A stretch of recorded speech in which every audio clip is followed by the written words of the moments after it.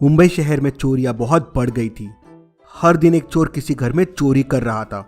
Police चोर को पकड़ नहीं पा रही थी।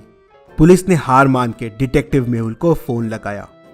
डिटेक्टिव मेहुल चोरी हुए घरों को मैप्स में देखता है तो उसे समझता है कि चोरी पहले हाउस नंबर 1 में हुई, फिर 4, 9, 16 और 25 में हुई।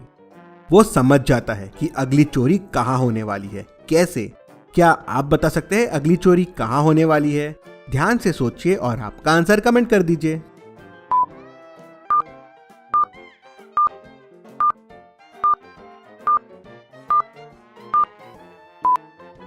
अगली चोरी घर नंबर 36 में होगी। अगर आप देखेंगे तो नंबर स्क्वायर्स में है। पहला 1 स्क्वायर, फिर 2 स्क्वायर, फिर 3, फिर 4, फिर 5, तो अगला हो जाएगा 6 स्क्वायर मतलब 36। मेहुल और गणपत हाउस नंबर 36 में पहले से पहुंच जाते हैं। चोर आता है और मेहुल उसे पकड़ लेता है। Detective Mehul rocks. इसी बात पे जल्दी से वीडियो को लाइक कर दीजिए। चलिए अगली पहेली देखते हैं। पुलिस ऑफिसर जेम्स बहुत ही अकड़ू था। एक दिन उसका मर्डर हो जाता है। डिटेक्टिव मेहुल क्राइम सीन पे पहुंच जाता है। उसे जेम्स के पास से एक क्लू मिलता है। क्लू से कुछ खास समझ नहीं आता है। मेहुल को 3 लोगों पे शक जाता है, क्लीनर वेद, कैदी डैन और दूसरा पुलिस वाला राम। क्लीनर बताता है कि मैं तो सफाई कर रहा था। इंस्पेक्टर जेम्स मुझे हमेशा डांटते रहते थे लेकिन मैंने कुछ नहीं किया है। कैदी बताता है कि इंस्पेक्टर बड़ा ही घमंडी था और सबको गालियां देते रहता था, सबको जेल में डाल देता था, लेकिन सच्ची मैंने मर्डर नहीं किया है। दूसरा इंस्पेक्टर कहता है मैं तो बाहर गया था, मुझे कोई आइडिया नहीं है। डिटेक्टिव मेहुल क्लूज को वापस देखता है और समझ जाता है कि खूनी कौन है। कैसे? क्या आप बता सकते हैं खूनी कौन है? आपका आंसर मुझे कमेंट करके बताइए।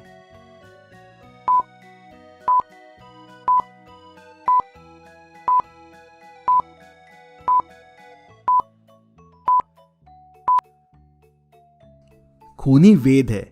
जेम्स ने क्लू में जो अल्फाबेट लिखे थे उसमें +1 कर दीजिए। यू के बाद वी आता है, डी के बाद ई और सी के बाद डी, तो ये हो जाएगा वेद। मेहुल तुरंत वेद को पकड़ लेता है। चलिए अगली पहेली देखते हैं। रोहन का मुंबई के एक बहुत बड़े कॉलेज में एडमिशन हो जाता है। वहां रोहन बहुत नए नए लोगों से मिलता है। तभी वो सना से भी मिलता है और पहली नजर में उसे सना से प्यार हो जाता है।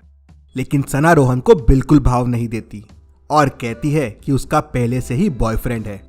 रोहन दुखी हो जाता है और वहां से चला जाता है।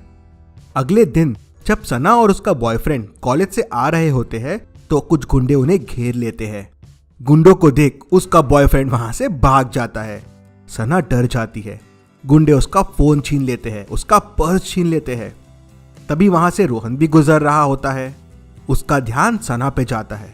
वो तुरंत वहां पहुंच जाता है। गुंडों की बहुत पिटाई करता है। गुंडे चिल्लाने लगते हैं, बस बस अब हम ऐसा नहीं करेंगे, अरे इतना भी मत मारो रोहन हमें। रोहन गुंडों की बहुत पिटाई करता है और गुंडे वहां से भाग जाते हैं। सना बहुत गुस्से में आ जाती है और रोहन से कहती है कि अब से मुझसे कभी बात मत करना। क्यों? रोहन ने तो सना की जान बचाई, फिर सना क्यों रोहन पे गुस्सा हो गई? क्या आप बता सकते हैं ऐसा क्यों हुआ?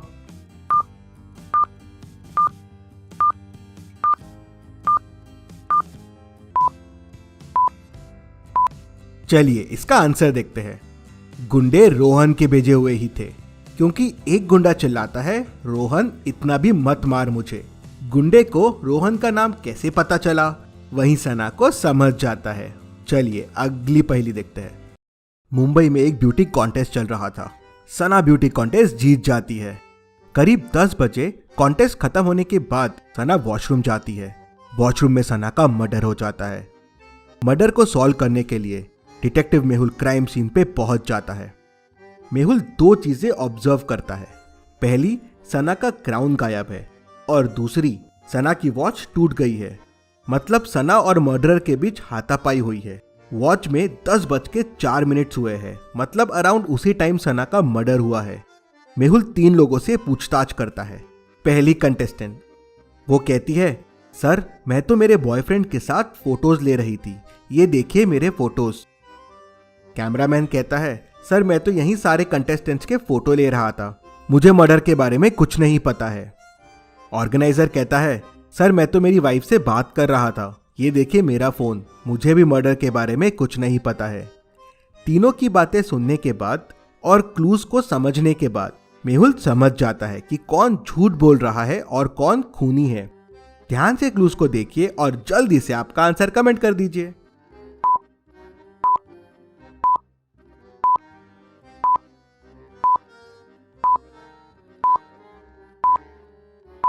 चलिए इसका आंसर देखते हैं। सना का मर्डर अराउंड 10:04 पे हुआ। कंटेस्टेंट का फोटो 10:04 का है, मतलब उसने मर्डर नहीं किया होगा। ऑर्गेनाइजर भी अपनी वाइफ से उसी टाइम बात कर रहा था, मतलब उसने भी मर्डर नहीं किया होगा। और कैमरामैन का फोटो भी 10:04 का है, लेकिन उस फोटो में सना भी है। ऐसे कैसे पॉसिबल है? मतलब ये कैमरामैन झूठ बोल रहा है, उसने टाइम एडिट किया है। वहीं वो पकड़ा जाता है, मेहुल उसे पकड़ लेता है। चलिए अगली पहेली देखते हैं। आपके सामने ये पिज्जा है, मैं पिज्जा को पिज्जा बॉक्स ए में रख रहा हूँ।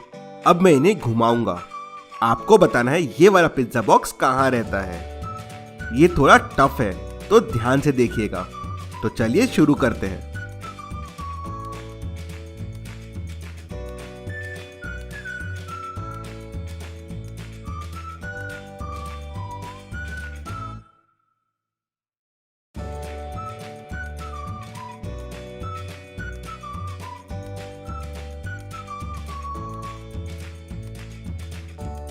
चलिए अब मुझे कमेंट में बताइए पिज्जा कौन से बॉक्स के अंदर है। जल्दी से आपका आंसर कमेंट कीजिए।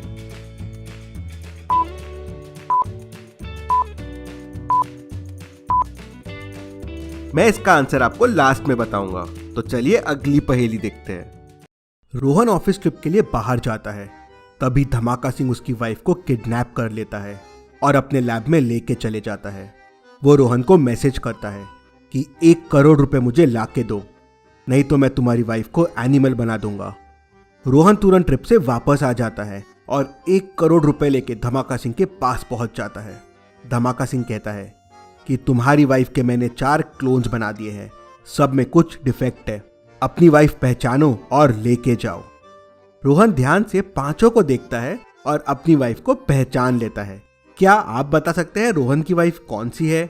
A, B, C, D या E? ध्यान से सोचिए और जल्दी से आपका आंसर कमेंट कर दीजिए।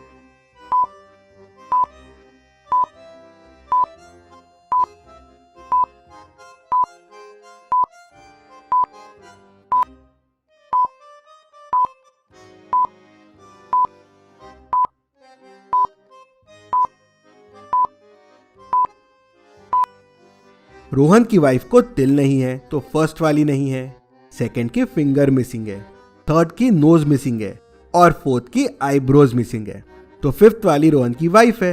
रोहन पहचान लेता है और उसे लेके चला जाता है। चलिए अगली पहेली देखते हैं। चलिए मुझे बताइए ऐसी कौन सी चीज है जिसकी परछाई नहीं होती। ध्यान से सोचिए और मुझे आपका आंसर कमेंट करके बताइए।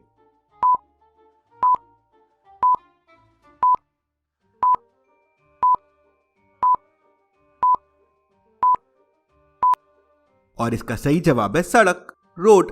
रोड की परछाई नहीं होती। चलिए अब मुझे बताइए ऐसी क्या चीज है जो जून में होती है दिसंबर में नहीं, आग में होती है लेकिन पानी में नहीं।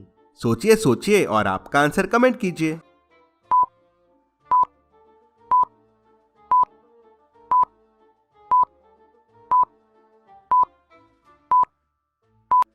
और इसका सही जवाब है गर्मी। आपके एक पैर में आइज है, दूसरे में वुड है और तीसरे में लोहे के बार्स है। आपको ये जलते कोयलों के ऊपर से चलना है। तो क्या आप बता सकते हैं तीनों में से आप कौन सा तरीका चुनोगे, आइस का, वुड का या लोहे का? ध्यान से सोचिए और जल्दी से आपका आंसर कमेंट करके बता दीजिए।